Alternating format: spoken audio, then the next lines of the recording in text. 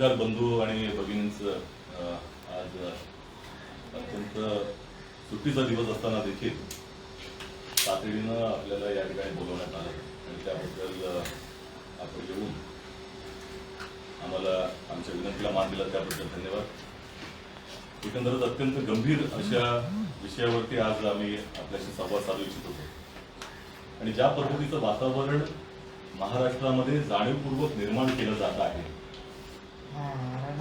हे वातावरण देश पातळीवरती जिथे जिथे विरोधी पक्षांची सरकार आहेत तिथं निर्माण केलं जातं ही याची पार्श्वभूमी आहे आणि म्हणूनच या संपूर्ण प्रकाराच्या पार्श्वभूमीकडे मी आपल्या माध्यमातून जनतेचं लक्ष वेधू इच्छितो। या देशात विरोधी पक्षांची सरकार टिकून दिली जात नाहीत आणि त्याकरता कोणत्याही पातळीवरती जाण्याची मोदी सरकारची आणि भारतीय जनता पक्षाची तयारी असते हे वेळोवेळी आपण पाहिलेलं आहे। कोरोनाच्या पार्श्वभूमीवर मध्य प्रदेशचं काँग्रेसचं सरकार पाडण्याकरता ज्या पद्धतीचे प्रयत्न झाले, राजस्थानमध्ये काँग्रेसचं गेलोट सरकार पाडण्याकरता कशा तऱ्हेचे प्रयत्न झाले ते आपण पाहिलेलं आहे। त्यामुळे साम दाम दंड भेद वापरून कोणत्याही परिस्थितीत येणं केलं प्रकारानं सत्ता परिवर्तन करायचं, सत्ता बळकवायची, जनतेनं पाठिंबा दिला नसेल तर तो पाठिंबा अशा गैरमार्गाने मिळवायचा भारतीय जनता पक्षाचा सातत्यानं प्रयत्न असतो आणि याकरता केंद्रीय यंत्रणांचा दुरुपयोग केला जातोय हे वेळोवेळी दिसतंय। आणि महाराष्ट्र गेल्या वर्षभर महाराष्ट्र विकास आघाडी सरकार ज्या पद्धतीचे अत्याचार केंद्र सरकारकडनं सहन करत आहे, वेळोवेळी अशी परिस्थिती जी निर्माण झालेली आहे ही आपल्या सगळ्यांच्या समोर आहे। सुशांत सिंग राजपूतच्या प्रकरणामध्ये 3 राष्ट्रीय तपास यंत्रणांना आणलं गेलं, मुंबई पोलिसांची बदनामी केली गेली, ही पार्श्वभूमी आपल्याला विसरता येण्यासाठी आणि एकंदरच ह्या सगळ्या यंत्रणांचा राजकीय अजेंड्यासाठी वापर केला जातोय यात कोणत्याही तऱ्हेची शंका नाही। गोदी मीडिया नावाचा जो प्रकार या कालावधीमध्ये तयार झालेला आहे, आज दिवसभरामध्ये बातम्या कालपासून पाहतोय की एका अधिकाऱ्याने पत्र लिहिलं, त्यानंतर न्यायदानाची पूर्ण प्रक्रिया पूर्ण पारच पाडून टाकली सगळ्या माध्यमात। कुठल्याही तऱ्हेचं तथ्य काय आहे याचं जाणून घेण्याचा प्रयत्न देखील केला जात नाही आणि महाराष्ट्र विकास आघाडी सरकारला बदनाम करण्याचा पूर्ण डाव जो भारतीय जनता पक्षाचा आहे त्याच्या अजेंड्यावरती अशा तऱ्हेचा मीडियामधला एक भाग चालतोय ही वस्तुस्थिती आहे आणि मोठं षडयंत्र तयार करणं, कुबाड रचणं ही क्षमता पूर्णपणे भारतीय जनता पक्षाची या अगोदरी दिसून आली। प्रशासकीय यंत्रणांवरती आणि प्रशासकीय अधिकाऱ्यांवरती कशा तऱ्हेनं केंद्रीय यंत्रणांचा दबाव आहे हेही आपण पाहिलेलं आहे। युपीएच्या सरकारमध्ये ज्या पद्धतीचे विनोद राय सारख्या प्रवृत्ती होत्या आणि आघाडी सरकार महाराष्ट्रामध्ये असताना सत्यपाल सिंग कशा तऱ्हेनं नंतर जाऊन भाजपाला सामील झाले हे आपण पाहिलेलं आहे। ही पार्श्वभूमी आपल्याला विसरता कामा नये आणि म्हणूनच हे जे वातावरण तयार केलं जात आहे की या महाराष्ट्रामधली कायदे सुव्यवस्था पूर्णपणे बिघडलेली आहे, ते भारतीय जनता पक्षाच्या षडयंत्राचा एक भाग आहे आणि एका प्रशासकीय अधिकाऱ्यानं पत्र लिहिलं आणि त्याचा ज्या पद्धतीनं अवडंबर केला जातोय, या देशामध्ये प्रशासकीय अधिकाऱ्यांनी पत्र लिहून आपल्या मनातली खतखत असेल किंवा त्यांनी चुकीच्या पद्धतीनं आरोप करणं असेल हे पहिल्यांदा झाले का? गुजरात आपण विसरलो का? गुजरात मॉडेल गुजरातमध्ये 2012 साली डीजी वंजारा यांनी, गुजरातचे त्यावेळेचे पोलीस प्रमुख, त्यांनी पत्र लिहून जे आरोप केले होते तत्कालीन गृहमंत्री अमित शाह यांच्यावरती, ते विसरता कामा नयेत आणि त्यांचे जे शब्द आहेत ते तर आणि त्यांनी केलेले आरोप ही याही पेक्षा मोठ्या प्रमाणामध्ये भयंकर आहेत जे आता आपल्याला समोर दिसत आहेत। त्यांनी असं म्हटलं होतं की I have been observing right from the year 2002 that Shri Amitbhai Shah as a MOS home had been completely mismanaging a sensitive department like police. हे शब्द आहेत डीजी वंजारा यांचे। त्यावेळेला अमित शाह यांनी राजीनामा दिला होता का? आणि त्यानंतर ते इतपत म्हणतात की that in turn destroyed the command and control mechanism of Gujarat Police, which is considered to be soul of any uninformed organization anywhere in the world. त्यांनी पुढे असं म्हटलं की so much so that MOS Home himself fell into the grave which he used to dig for others. आता याच्यामध्ये मराठी भाषांतर करून सांगतो की त्यांनी 2002 पासून डीजी बंजारा म्हणाले की 2002 पासून ज्या पद्धतीनं पोलीस डिपार्टमेंट तत्कालीन गुजरातचे गृहराज्यमंत्री अमित शाह हे ज्या पद्धतीनं त्याचा दुरुपयोग करतायत, चुकीच्या मार्गाने वापरत आहेत, ते मी स्वतः पाहतो आहे. आणि त्यांनी असं म्हटलं की गृहराज्यमंत्रींनी स्वतः जो खड्डा खणला त्यामध्ये ते पडलेले आहेत. हे पत्र कोणाचं आहे तर ते तत्कालीन पोलीस प्रमुख गुजरातचे डीजी बंजारा यांचे. आता हे 2012 साली लिहिलेलं जे पत्र आहे त्यानंतर अमित शहा यांनी राजीनामा दिला होता का? आणि नंतर ते रिटायर होऊन 6 वर्षानंतर डीजी बंजारांना पुन्हा गुजरातच्या पोलीस सेवेमध्ये घेतलं गेलं. पुन्हा सेवेमध्ये घेतलं गेलं.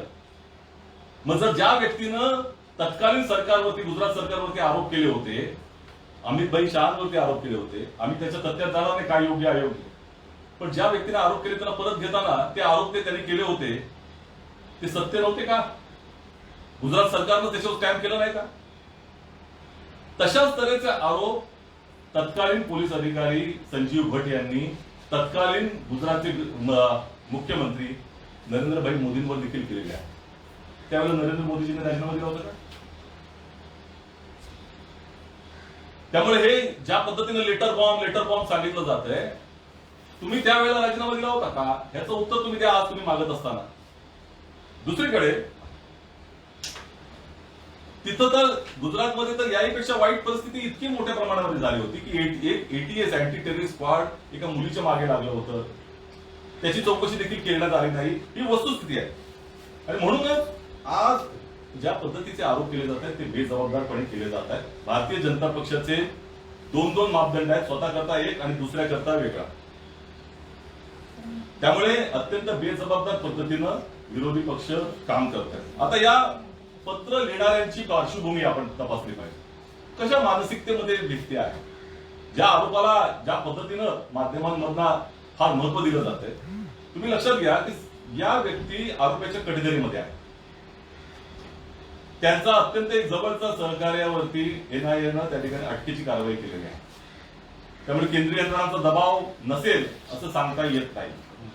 आणि दुसरीकडे ज्या पद्धतीची कारवाई त्यांच्यावरती झाली, बदलीची कारवाई झाली, त्यानंतर ते अशा तऱ्हेचं पत्र लिहितात. आता त्यामुळे ही मानसिकता आपल्याला निश्चितपणे तपासण्याची आवश्यकता आहे. दुसरीकडे या पत्रातला मजकूर काय म्हणतोय त्याच्यावरही लक्ष दिलं पाहिजे. म्हणजे माध्यमांनी तर्क काढून न्याय व्यवस्थेचा निकाल देण्या अगोदर ह्याच्या मागे काय मानसिकता असू शकते, काय लिहिलेलं आहे, तथ्य आहे का?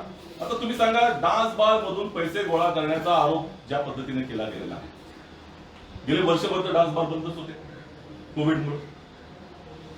दुसरीकडे एखादा व्यक्ती कोणी असेल, जर एक आरोप सत्य असेल तर वर्षभरापूर्वी बोलला असतं. 25 तारखेला अँटिलियाची घटना झाल्यानंतर एखाद्याची बुद्धी भ्रष्ट झाली का अशा तऱ्हेनं त्या ठिकाणी चर्चा करण्याची, ज्याच्यावर आरोप आहे त्याच्याबरोबर चर्चा केली जाते. दुसरीकडे असं म्हटलं गेलं की सचिन वाझे हे फेब्रुवारी महिन्यात गृहमंत्र्यांना भेटले. आपल्याला माहिती असेल, मी स्वतः इथं ज्या वेळेला फेब्रुवारी महिन्यामध्ये 2-2दा आपल्या समोर झूम मधनं मीटिंग केलेल्या आहे. ऑनलाईन मीटिंग का कराव्या लागल्या? कारण करोना झाला होता, हॉस्पिटलमध्ये होते गृहमंत्री. त्यामुळे हा विषय निश्चितपणे प्रश्नचिन्ह उपस्थित करणार आहे. दुसरा, फेब्रुवारी महिन्यामध्ये तुम्हाला माहिती होती ना ही, असं जर तुम्ही म्हणत असाल की वाझे भेटले, तुम्हाला स्वतः सांगितलं त्यांनी, तुम्ही का समोर आणलं नाही? लोकांच्या जनतेच्या समोर का आणलं नाही? मुख्यमंत्र्यांना पत्र का लिहिलं नाही? कारवाई का केली नाही? तुम्ही पोलीस कमिशनर आहात, तुमच्याकडनं अपेक्षा आहे की कायदा सुव्यवस्थेचं पालन करावं, चुकीच्या गोष्टींच्या मागे उभं राहू नये. मग तुम्ही का केलं नाही याचंही उत्तर आपल्याला यामधनं मिळत नाही. दुसरीकडे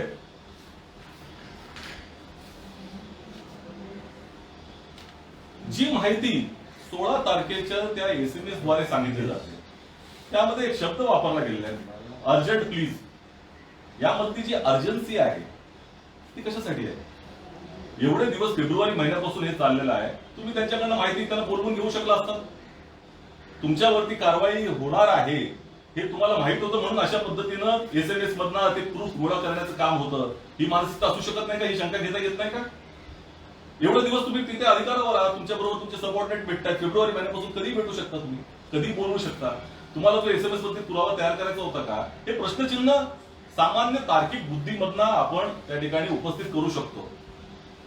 याच्यात एकंदर काय योग्य काय अयोग्य ठरवण्याचा आमचा अधिकार नाहीये, तसाच माध्यमांचाही नाही. दुसरीकडे काल आपण पाहा कशा तऱ्हेनं एकंदर घटनाक्रम चाललाय. ATS तपास करते आहे, NIA आली. ATS न काल सचिन वाझे यांची कस्टडी मागितली. ज्या वेळेला कस्टडी मागितली लगेचच NIA ने सगळा तपास ताब्यात घेतला. आतापर्यंत आधीपर्यंत का नाही घेतला? का सचिन वाझे यांची कस्टडी ATS कडे जाऊ देऊ नये अशा तऱ्हेची भूमिका का होती? हे याचं प्रश्नाचं उत्तर देखील आज अपेक्षित आहे ना. दुसरीकडे या कालावधीमध्ये जैश उल हिंद हे नाव जे आलं होतं, तिहार जेलमधनं ईमेल आलेला आहे. त्याला त्या ठिकाणी कशा तऱ्हेनं मोबाईल पोचले, त्या 56 इंच छातीच्या सरकारच्या अखत्यारीमध्ये तिहार जेल आहे, ते कसे पोचले याचंही उत्तर अजून मिळालेलं नाही. त्यामुळे हे जे काही एकतर्फी जे चाललेलं आहे ते अत्यंत चुकीचं आहे. भारतीय जनता पक्षानं एक फार मोठं षडयंत्र महाराष्ट्र विकास आघाडी सरकार अस्थिर करण्याकरता केलेलं आहे. निश्चितपणे भाजपला आधी माहिती मिळते, मग एक स्क्रिप्ट प्रमाणे सगळे त्यांचे प्रवक्ते येतात, एकामागून एक त्यांच्या बाईट चालतात. लगेचच विरोधी पक्ष नेते येतात, लगेचच भारतीय जनता पक्षाचे नेते येतात. त्यांना अगोदरच माहिती आहे या संदर्भामध्ये, मला बाईट करता करता परेशान होऊन जातो मी. ही वस्तुस्थिती आहे. लगेच 2 सेकंदामध्ये आरोप झाल्यानंतर ते पत्र आलं, लगेचच बाईट वाला. एवढे टेक्नॉलॉजिकली ऍडव्हान्स झाले का? त्यामुळे हे स्क्रिप्टेड गोष्टी चाललेल्या आहेत याच्यामध्ये. आणि त्या पत्रामध्ये दुसरा एक महत्वाचा भाग जो आहे तो आपल्याला विसरता कामा नये. मोहन देलकर यांच्या आत्महत्येसंदर्भामध्ये त्या पत्रामध्ये असा उल्लेख केलेला आहे की गृहमंत्री असा आग्रह धरत होते की हितच तपास झाला पाहिजे, SIT नेमली पाहिजे, परंतु अबेटमेंट ऑफ सुसाईड हे दादरा नगर हवेलीमध्ये झाल्यामुळे दादरा नगर पोलीस दलानं त्याची चौकशी करावी अशा तऱ्हेचा उल्लेख आश्चर्यकारक आहे. याचं कारण असं आहे की क्रिमिनल प्रोसिजर कोड CRPCच्या अंतर्गत ज्या ठिकाणी गुन्हा घडला, ज्या ठिकाणी त्या घटना घडलेली आहे, तिथल्या पोलीस दलानं त्याची चौकशी केली पाहिजे आणि त्याच न्यायालयामध्ये त्याच्या संदर्भामध्ये निवाडा होतो. हे सरळ सरळ त्या संदर्भामध्ये मेन्शन केलेलं आहे. असं असताना एक CP दर्जाचा अधिकारी असं म्हणतो की त्यांनी दादरा नगर हवेलीमध्ये द्यावं, तुमची जबाबदारी टाळून तुम्ही दुसऱ्याकडे सोपवत होता. हे का होत होतं? याचं कारण आहे की या मोहन देलकर प्रकरणामध्ये भारतीय जनता पक्षाचे हात धरलेले आहेत. नीतिमत्तेचे जे परिमाण मगाशी मी सांगितले, एक भाजपसाठी असतं आणि एक दुसऱ्यासाठी असतं. तर मोहन देलकर प्रकरणामध्ये भारतीय जनता पक्षाच्या एका नेत्याचं नाव आलेलं आहे, त्या सुसाईड नोटमध्ये नाव आहे प्रफुल्ल खोडा पटेल यांचं. ते गुजरातचे पूर्व गृहमंत्री आहेत, भाजपचे नेते आहेत. त्यांचं नाव असताना, त्याची चौकशी चालू असताना त्याचा राजीनामा अजून का नाही घेतला भाजपनं? हे प्रकरण मोठं नाही? त्यांना तिकडे पाठीशी घालायचं. ही नीतिमत्तेची 2 परिमाण कशी असू शकतात? इथं राजीनामा मागत सुटायचा आणि तिथं राजीनामा घ्यायचा नाही. त्या प्रकरणामध्ये मोहन देलकर यांनी आत्महत्या करण्यापूर्वी नरेंद्र मोदीजींना 2 पत्र लिहिली आहेत, अमित शहा यांना 2 पत्र लिहिली आहेत, लोकसभेच्या अध्यक्षांना 3 पत्र लिहिलेली आहेत. प्रिव्हिलेज कमिटीमध्ये त्याची चर्चा झालेली आहे. आणि मग एवढं सगळं असताना त्याच्याकडे लक्ष दिलं नाही. का खासदार म्हणतोय, टाहो पडतोय आपल्या जीवनासाठी. मग एवढं करत असताना, पत्र लिहित असताना तुम्ही त्याला वाचवायला गेला नाही आणि त्याने आत्महत्या मुंबईमध्ये येऊन केली का? तर महाराष्ट्र विकास आघाडी सरकार त्यांना न्याय देईल या अपेक्षेने त्यांनी सुसाईड नोट लिहिली 16 पानाची, त्यामध्ये नाव आहे, तरी कारवाई का नाही? आणि म्हणूनच हे जे काही कुभांड रचलं गेलेलं आहे, निश्चितपणे सरकारनं कोणत्याही दबावात येऊ नये, कारण अशा तऱ्हेचा दबाव, अशा तऱ्हेचा गोदी मीडियाचा मोठा प्रभाव आणि भारतीय जनता पक्षाकडनं त्याचा वापर हे पालघर साधू प्रकरणामध्ये देखील झालं पाहिलेलं आहे, सुशांत सिंग प्रकरणामध्ये पाहिलेलं आहे, अनेक प्रकरणांमध्ये त्यांच्या ज्या बातम्या असतात त्या दाबल्या जातात, त्याच्यावरती चर्चा होत नाही. परंतु विरोधी पक्ष जे भाजपचे आहेत त्यांच्यावरती मात्र मोठमोठ्या प्रमाणामध्ये तार्किक अशा तऱ्हेची चर्चा घडवून आणल्या जातात. त्यामुळे आमचं एवढंच म्हणणं आहे की सरकारमधल्या तिन्ही पक्षांनी या षडयंत्राचा निश्चितपणे सामोरं गेलं पाहिजे, त्याचा विरोध केला पाहिजे. बाकी आपल्याकडे हिंदीमध्ये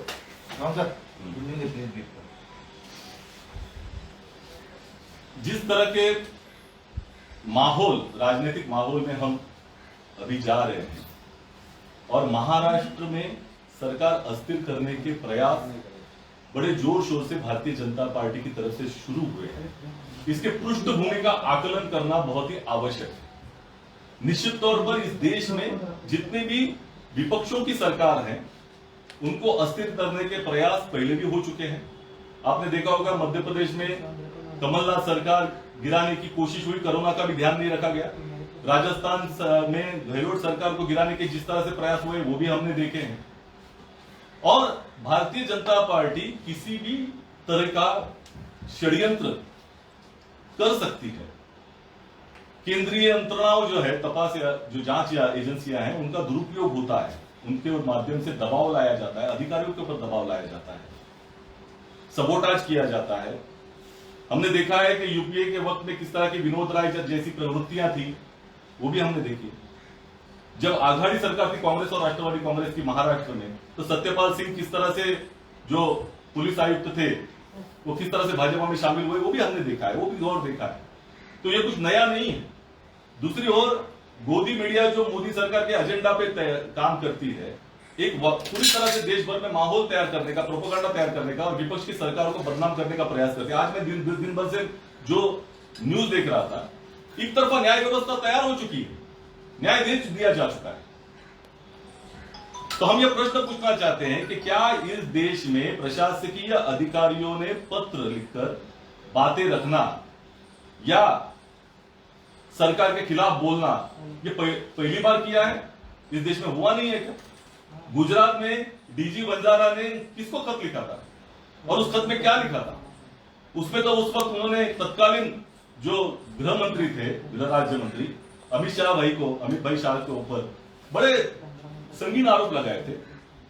तब अमित भाई शाह ने तो इस्तीफा नहीं दिया था और उसमें तो इतना कहा गया था कि जिस 2002 से वंजारा जी देख रहे हैं कि अमित भाई शाह के माध्यम से पुलिस व्यवस्था के ऊपर पूरी तरह से उसका दुरुपयोग हो रहा है और वो अपना ही जिनके लिए गड्ढा खोदने जा रहे हैं उसमें खुद गिर गए हैं. इस तरह का भाषा का प्रयोग उसमें वक्त में हुआ था. ना अमित शाह ने इस्तीफा दिया और उसके बाद में वंजारा जी को रिटायर होने के बाद भी रीइंस्टेट किया गया. तो अगर जब रीइंस्टेट गुजरात की सरकार करती है तो क्या जो वंजारा जी ने कहा था वो सत्य था? भारतीय जनता पार्टी के नेता क्यों नहीं बता रहे इसके बारे में, अपना टिप्पणी दे रहे हैं? दूसरी ओर संजीव भट्ट जी ने तो सीधा तत्कालीन मुख्यमंत्री गुजरात के नरेंद्र भाई मोदी जी के ऊपर भी आरोप लगाए थे, तो मोदी जी ने इस्तीफा दिया था. इसका भी जवाब देना चाहिए. और दूसरी ओर निश्चित तौर पर ये जो पत्र लिखकर एक भूमिका तैयार करने की कोशिश देश भर में हो रही है, इसके दो भाग हैं जिसको हम लोगों को ध्यान देना चाहिए और जनता का ध्यान इसके ऊपर आकर्षित करने के लिए आज ये पत्रकार वार्ता हमने आयोजित की है. ये खत लिखने वाले की मानसिकता क्या है, आप इसको भी समझना होगा. जिनके ऊपर खुद आरोप है, जिनके ऊपर जांच एजेंसियों का जो जिस तरह से वो जांच कर रही है उनका रुख है, उनके ऊपर भी कार्रवाई होने की आशंका है. दूसरी ओर इनके नजदीकी व्यक्ति के ऊपर एनआईए ने कार्रवाई की है, वो अरेस्ट में, वो उनके ऊपर संगीन जुर्म डाले गए. तो और तीसरा भाग इसका जो है कि इनकी ट्रांसफर की गई है सरकार ने, और सरकार ने ये पूरी तरह से स्पष्ट किया था कि ये कार्रवाई हो रही है क्योंकि इनके माध्यम से बहुत ही गंभीर ऐसे कुछ प्रकार हुए हैं, ऐसी जानकारी सरकार को, तो निश्चित तौर पर इनकी मानसिकता को हमको देखना पड़ेगा और फिर उसके बाद में उस पत्र में क्या लिखा है इन तथ्यों के बारे में भी जानना पड़ेगा। निश्चित तौर पर उन्होंने आरोप किया है कि डांस बार से पैसे वसूल करने का एक बड़ा षड्यंत्र था। पहले तो कोविड की वजह से डांस बार गए साल भर में बंद है। दूसरी ओर अगर ये संभाषण किसी ने करने की कोशिश की भी होती तो एक साल पहले करते। 25 तारीख के एंटेलिया की जब घटना हुई फरवरी को, उसके बाद करने के लिए मैं समझता हूं कि बहुत ही सामान्य बुद्धि का आदमी ही ऐसा कर सकता है, ये हो नहीं सकता। दूसरी ओर इनका कहना है कि फरवरी महीने में संजय वाजे आके गृह मंत्री जी से मिले, तो हमको यह भी देखना होगा कि उस फरवरी महीने में मैंने खुद यहां से ही 2 बार गृह मंत्री जी से जूम से वार्ता की थी। एक सेलिब्रिटीज के ट्वीट के बारे में जब हमने कंप्लेंट की थी और उसके बाद में जो दिलकर जी के प्रकरण में मैंने कंप्लेंट की थी तभी, क्योंकि वो कोरोना से हॉस्पिटल में थे फरवरी महीने में, तो इसको भी देखना पड़ेगा। और तीसरी बात कि अगर फरवरी महीने में इनको मालूम था कि सचिन वाजे ये गृह मंत्री से मिला है, तो क्या कमिश्नर के ओहदे के तहत इनकी जिम्मेदारी नहीं थी कि उसी वक्त वो बोलते? वो क्यों नहीं बोले? 1-1.5 महीने चुप क्यों रहे? इसका भी तो जवाब मिलना पड़ेगा और ये माध्यमों को भी लेना पड़ेगा इनसे, क्योंकि न्याय व्यवस्था चल रही है पूरी तरह से। और जो एसएमएस के प्रूफ दिए जा रहे हैं वो 16 तारीख को दिए जा रहे हैं, 16 तारीख के प्रूफ। आप तो कमिश्नर हैं, आप तो अधिकारी को कभी बुला सकते थे 17 तारीख से, जो फरवरी महीने से मार्च महीने तक क्यों नहीं बुलाया आपने? क्यों नहीं बयान करवाया? क्यों नहीं कार्रवाई की? 17 तारीख को आपके ऊपर कार्रवाई होने की आशंका आपको थी, इसी वजह से 16 तारीख को ये आपने करने का प्रयास किया। ये भी तो तर्क निकाला जा सकता है। तो क्या ऐसी व्यक्ति की खुद जिम्मेदारी निभा रही या नहीं निभा रही? वो खुद ऐसे व्यक्ति से मिल रहे हैं जिनके ऊपर आरोप है, इसको भी तो देखना पड़ेगा। दूसरी ओर वो पत्र में बाकायदा एक शब्द आया अर्जेंट प्लीज, वो एसएमएस की जो प्रूफ, ये चिल्ला चिल्लाकर ये शब्द कह रहा है सत्य क्या है, क्यों किया जाए ये शब्द का प्रयोग, ये अर्जेंट प्लीज करने की, ये शब्द का प्रयोग करने की आवश्यकता क्यों पड़ी? इसका भी तो जवाब मिलना पड़ेगा। तो निश्चित तौर पर एक मैन्युफैक्चर्ड एविडेंस नजर आ रहा है तैयार करने की कोशिश। सबसे अहम बात यह है कि कल एटीएस ने सचिन वाजे की कस्टडी लेने का प्रयास किया न्यायालय में, और उसी वक्त में एनआईए ने पूरी जो जांच है अपने ताबे में ले ली। क्यों नहीं देना चाहते थे सचिन वाजे की कस्टडी एटीएस को? क्या इसके पीछे मंशा थी? इसका भी तो जवाब मिलना पड़ेगा। दूसरी ओर ऐसे बहुत सारे अहम प्रश्न है कि जैश उल हिंद नाम, ये जो अंतरराष्ट्रीय संगठन है, दहशतगर्दी करने का उनके ऊपर आरोप रहता है, इस नाम का उपयोग करके तिहाड़ जेल से किस तरह से ईमेल आया था, वो मोबाइल कैसे पहुंचे अंदर, 56 इंच की छाती की सरकार के नाक के नीचे कैसे ये हो सकता है? इसका भी तो जवाब मिलना बहुत आवश्यक है। और निश्चित तौर पर दिखाई देता है कि ये सरकार को अस्थिर करने का भारतीय जनता पार्टी का षड्यंत्र है। भाजपा के नेताओं को पहले जानकारी मिल जाती है और बाद में एक स्क्रिप्ट के तहत वो आगे बढ़कर आते हैं, बाइट देते हैं। तो ये जानकारी पहले कैसे मिल जाती है? इसका भी जवाब मिलना पड़ेगा। क्या ये स्क्रिप्ट चल रही है भारतीय जनता पार्टी की तरफ से? और निश्चित तौर पर हम कहना चाहते हैं कि तीनों पार्टियों ने जो सरकार चलाई उसका अभी उद्देश्य अभी तक पूरी तरह से स्थापित नहीं हुआ है। लोकतंत्र को बहुत बड़ा खतरा है। इसी वजह से 3 पार्टी विचारधारा में अलगाव होने के बावजूद एक साथ आई। तो ये उद्देश्य जब तक सफल नहीं होता तब तक डट के रहना पड़ेगा। गोदी मीडिया और भारतीय जनता पार्टी इस तरह के जो षड्यंत्र करती है, इसका सामना भी करना पड़ेगा। ये जो पत्र है जो आपके सामने आया है, इसमें एक मुद्दा गंभीर है कि मोहन देलकर जी की आत्महत्या मुंबई में हुई और ये अधिकारी कह रहे हैं कि गृह मंत्री यानी सरकार इस तरह का दबाव ला रही है कि वो केस यही रजिस्टर हो, यही इसकी जांच हो। अबेटमेंट ऑफ सुसाइड का केस दादरा नगर हवेली की पुलिस ने जांच करना चाहिए था। ऐसा कोई पुलिस बोल सकता है? अपनी जिम्मेदारी टाल सकता है?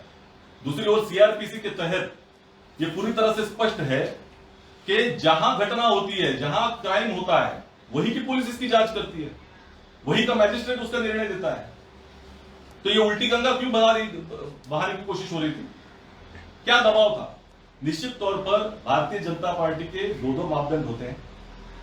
मैंने जैसे पहले कहा, एक, वंजारा जी के वक्त में उस लेटर के ऊपर कोई इस्तीफा नहीं दिया गया था, ना संजीव भट्ट के लेटर के ऊपर इस्तीफा दिया गया, ना ये सुसाइड नोट में मोहन डेलकर जी ने भारतीय जनता पार्टी के नेता का नाम लिया है। क्या उनका इस्तीफा मांगा गया? बाकायदा डेलकर जी ने 2 खत नरेंद्र मोदी जी को लिखे हैं, 2 खत अमित शाह जी को लिखे हैं, 3 खत लोकसभा के सभापति ओम बिरला जी को लिखे हैं। कोई उनके मदद के लिए नहीं आया। प्रिविलेज कमेटी में वो जाके चिल्ला रहे थे, कोई मदद नहीं मिली। तो निश्चित तौर पर भारतीय जनता पार्टी के ऊपर बहुत बड़ा दबाव इस माध्यम से डेलकर के इसकी जांच का, और इसी वजह से ये षड्यंत्र रचाने की कोशिश हो रही है, ऐसा हमारा मानना है। बाकी आपके सर, मराठीमध्ये सांगा की जे आरोप होत आहेत, राजीनाम्याची सुद्धा मागणी होते, दिल्लीत सुद्धा बैठक होईल असं बोललं जाते, एकंदरीतच विरोधक आक्रमक झालेले आहेत। या परिस्थितीकडे तुम्ही कशा पद्धतीने पाहता? मी आधीच सांगितलं की हे षडयंत्र आहे, पुढे जाऊन काय होणार?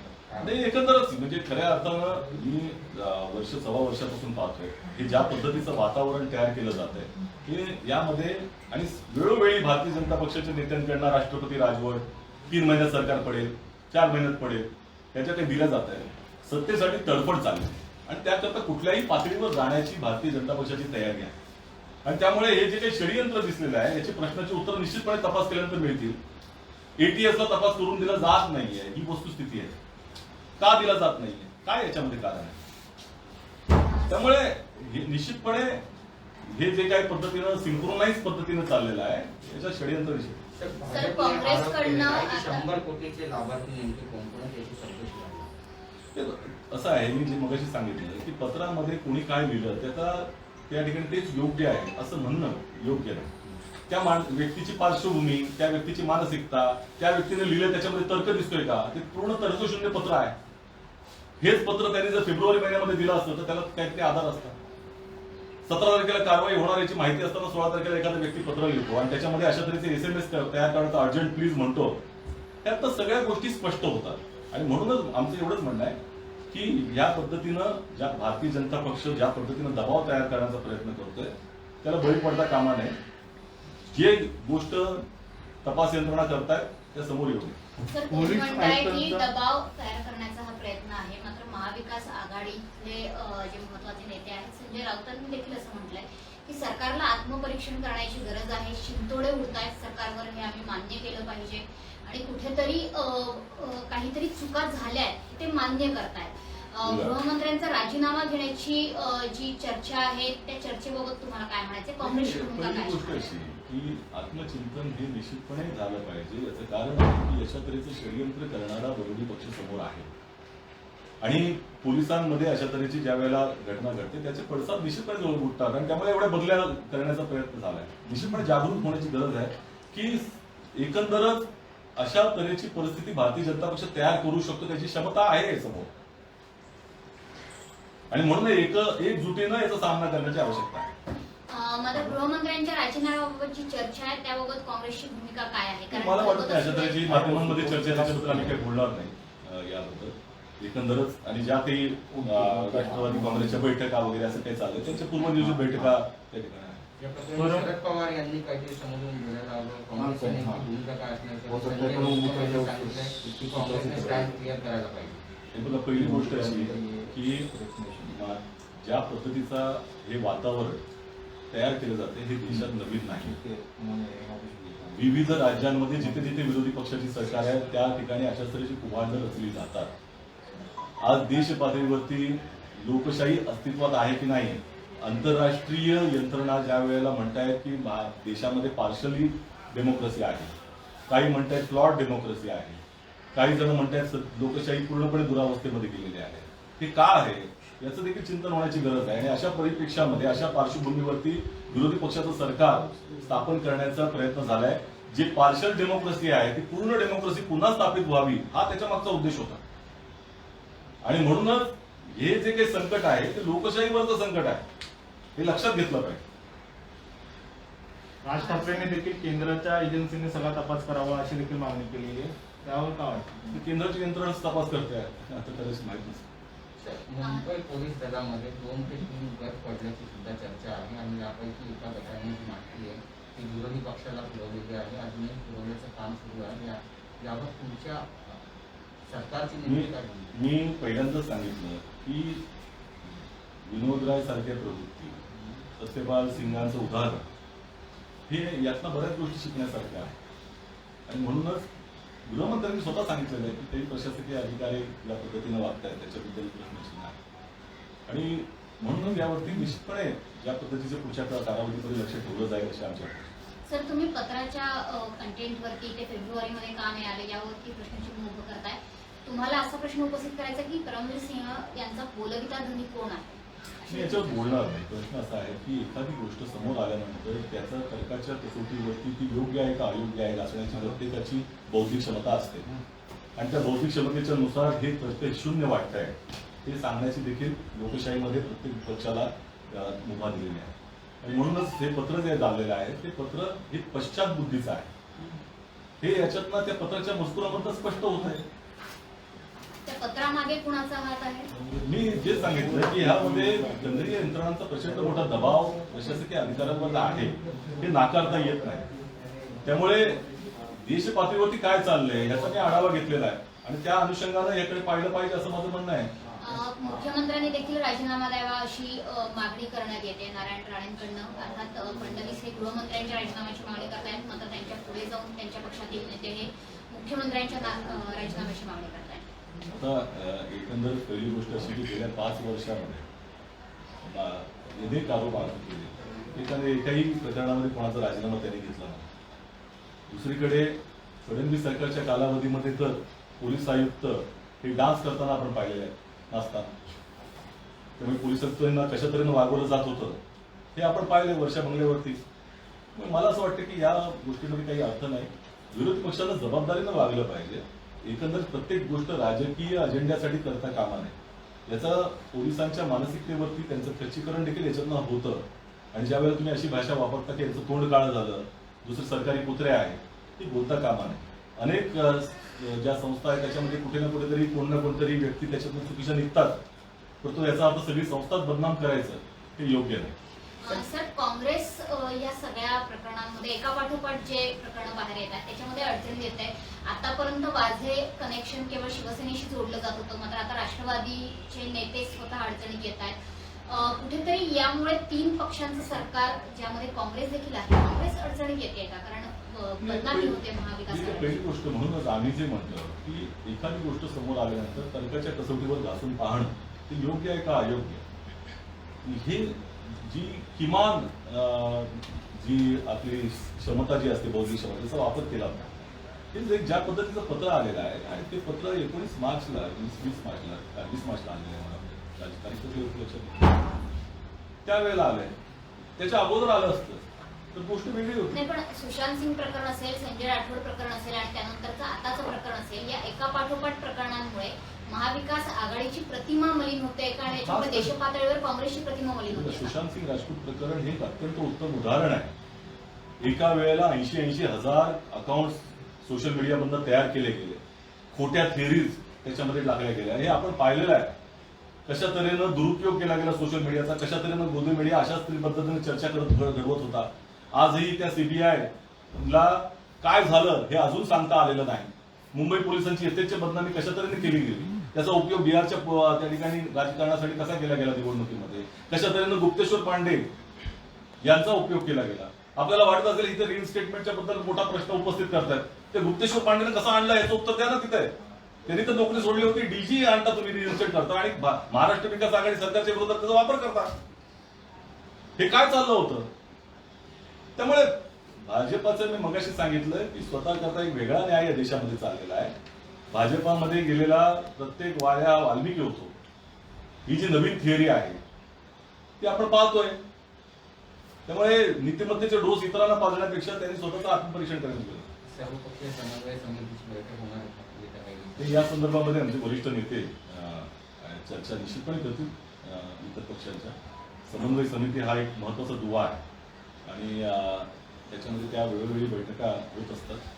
परंतु ह्या सगळ्या गोष्टीचा सामना एकत्रितपणे करायला पाहिजे हे निश्चित आहे. दिल्लीमध्ये काँग्रेसच्या वरिष्ठ पातळीवर महाराष्ट्राच्या या सगळ्या राजकीय घडामोडींच्या संदर्भात काही चर्चा होते का, काही विचारणा केली जाते? आदरणीय प्रदेशाध्यक्ष नाना पटोलेजी आता दिल्लीतच आहे. दिल्लीचे आमचे सगळे वरिष्ठ नेत्यांना ह्या सगळ्या गोष्टीची जाणीव आहे, माहिती आहे. थँक्यू. धन्यवाद.